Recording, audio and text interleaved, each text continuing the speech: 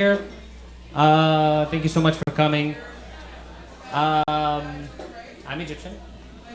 Hello. How's everyone doing? Here is what sucks about being Egyptian. Nothing. Absolutely nothing. No, really. Here is what sucks about being Egyptian. Nothing we will ever do will ever top building the pyramids. Absolutely nothing. If we achieve peace in the Middle East, cure cancer, go to the moon tomorrow, people will be like, are you guys gonna build pyramids on the moon?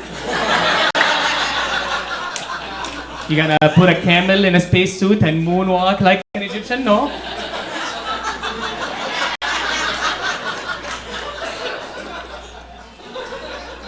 Here's another thing. Fuck camels. Fuck them, I hate them so much, and so did the ancient Egyptians. They suck. Like, ancient Egyptians are the people who spent all of their time mashing animal with man to make gods, right? We did, what is this, a falcon? Half man, half falcon. What is this, a lion? Half lion, half man. What is this, a camel? No, fuck that shit. We're not doing that.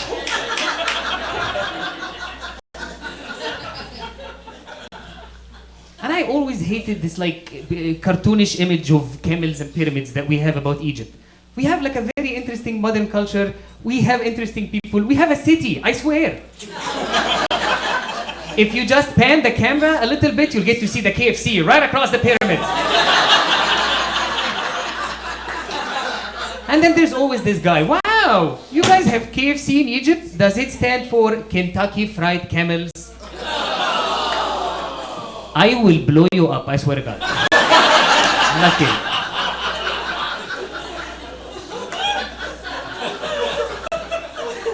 And we do it to ourselves too. This cartoonish image, like ever since I was a child, every time Egypt hosts an event, the logo for that event is a pharaoh doing the thing we're hosting.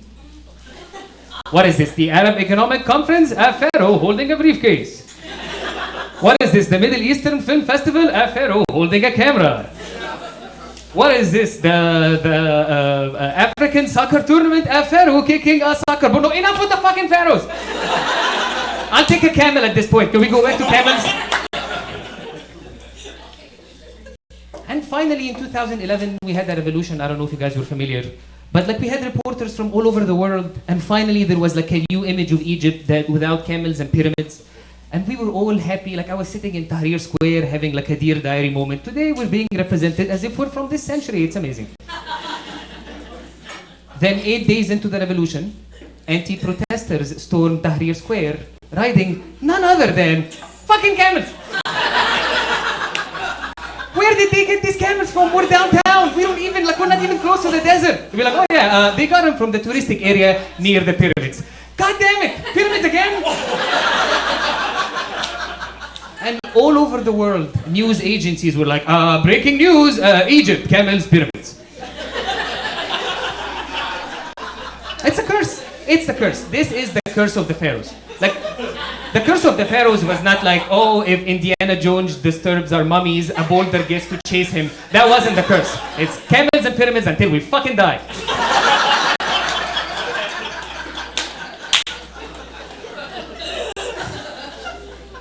And the sucky part is, when it comes down to it, we don't even get credit for the pyramids. Every single documentary I watch about the pyramids, they always get to this point where they're like, well, we don't know how they build them, so it must be either aliens or Jews.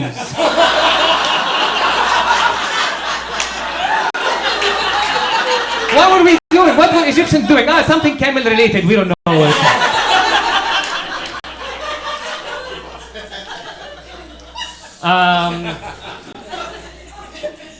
I've been in this country for 8 years now.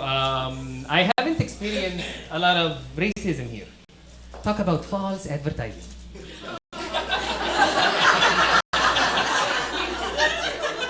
The most racist thing that happens to me here is that when I pull up to curbs, random strangers approach my car and try to get into it. I'm not your Uber driver, that's racist. I'm your Lyft driver, it's a different logo.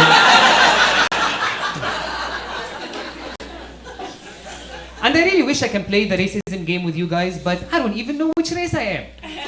Yeah, Every time I go to the DMV, whenever I'm filling the race section, I am flabbergasted. There is no Middle Eastern or brown or Arab box. Like the race I identify with the most is the race of other. Go other people lives matter, go.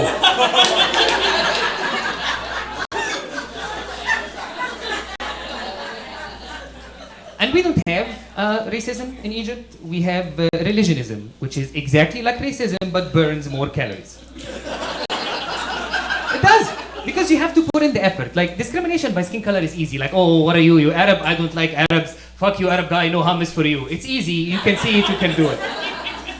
But our discrimination, it's like a racist M. Night Shyamalan movie where the twist is like, oh my God, did you know he was Christian the entire time?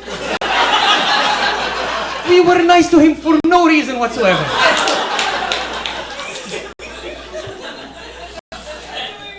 Now, we only have two religions in Egypt.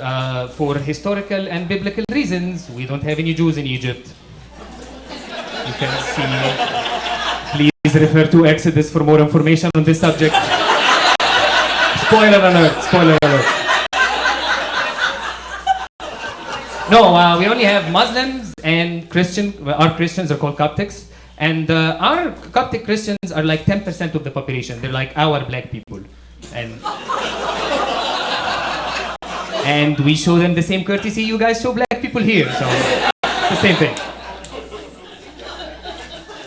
So our discrimination happens in the name exchange. Because you're never gonna meet like a Muslim guy called Paul or like a Christian guy called Muhammad. It's never gonna happen.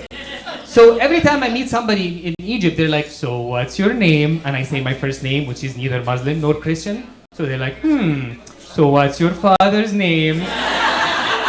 Which is also neither nor. So they're like, so what's your grandfather's name? I just gave a stranger my full name so that I can be discriminated against legally. Like, well, you want to see 2 picture IDs and a utility bill? What's going on here? And when they taught us about race in our schools, they taught us that we are from North Africa, and the technical term for our race is something called Caucasian. So I grew up my entire life thinking I was white. Then 9/11 happened, then now we're black. No, I'm not black. And I can tell this when I see the disappointment on black people's face whenever they're trying to shake my hand, and I'm like, they're like, dude, you should know this, you're from Africa. And I'm like, I'm sorry, I had white people training, I also dance like them.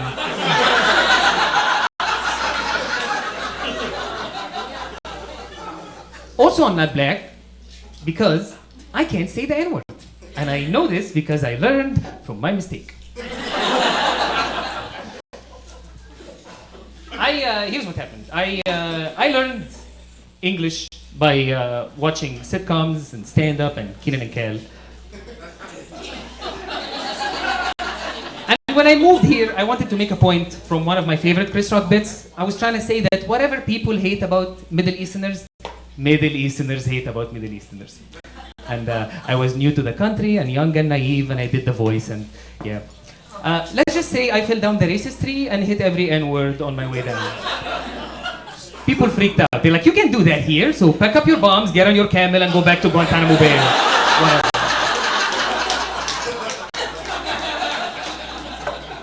But what is the racial slur for Middle Easterners?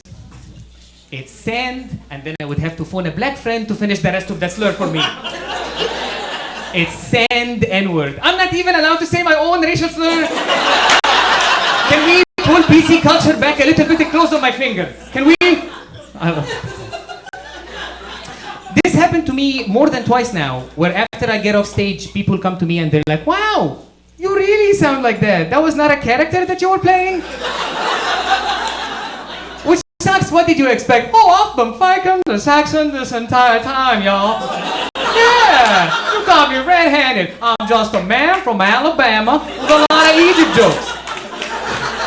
And that's my time. You guys have been great. Thank you so much. My name is Taha.